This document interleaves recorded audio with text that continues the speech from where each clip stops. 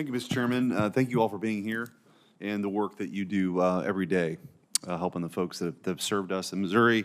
We're really proud. We've got three bases. We've got Whiteman Air Force Base, we've got Fort Leonard Wood, and we've got Rosecrans, which is the Air National Guard base in Northwest Missouri. And so those folks that have committed themselves to this country, they deserve all the support and the best support, which is why we're all here. So thank you for that. I wanted to ask just two questions, and I'll just throw it out, whoever wants to answer. The first is, Senator Ossoff and I co-sponsored a bill that would support military spouses as they are being reassigned to ease some of the regulatory burdens that exist as they're moving from place to place. What are just one or two things that we can do better to ease that sort of burden as they're, they want to continue their careers or business ventures as they're moving from place to place? Senator, if I may, I'll start. First of all, thank you very much for the work that you've done to support military spouse employment. The one thing that we're finding is really effective for military spouses is the compacts and encouraging the states to sign on to compacts. That portability not only benefits a spouse of an active duty service member, it supports spouses of veterans, it supports all Americans.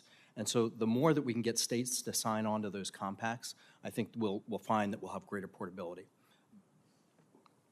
Thank you. I don't know if anybody else had anything to add. Senator, I'll add a few things there. One of the biggest challenges is our military spouses are at a 31% unemployment rate. And so they have the highest unemployment rate of any category affiliated with the military community. So we need to figure out a way to protect military spouses' employment when they are transferring duty station to duty station, or if their spouse is Guard and Reserve and they're called to active duty and that spouse has to take time away to take care of their families or whatever things that come as part of life when someone is active duty or called to active duty. So I think there's ways to protect military spouses, to give them the courage to identify as military spouses and and encourage employers to actually employ these military spouses and help retain that spousal employment when someone is called to active duty. And I'll add, at the risk of being a bit parochial, we're actively looking to hire military spouses at VA. We know they're incredible mission-oriented teammates that need sometimes additional flexibility to enable them to continue to support our mission while moving in partnership with their spouse. And so we're actively working to do that from a VA perspective as well. I'm sure this is probably true for other centers, but I know that as I get around Missouri and talk to employers, they're looking for skilled people. That the labor shortage obviously is a broad issue, but as it relates to military folks, and this question's been asked in a few different ways, but it's the United States Senate. Just because a question's been asked, it doesn't mean it's been asked by everybody.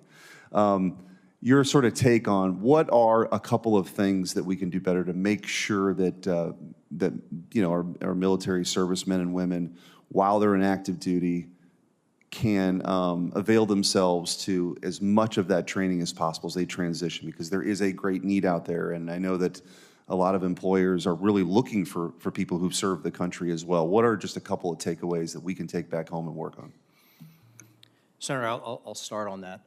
As we think about the opportunities for the service member and the military spouse to gain employment or to be successful as they go beyond, I think encouraging employers to get involved in the programs that we have, whether it's SkillBridge or our military spouse employment program, those would be helpful. I think the other thing, sir, that would be really helpful is if we can encourage more Americans to talk about the value of service and the benefits and how successful veterans are, and that will help us on the front end as well as we encourage people to come into service.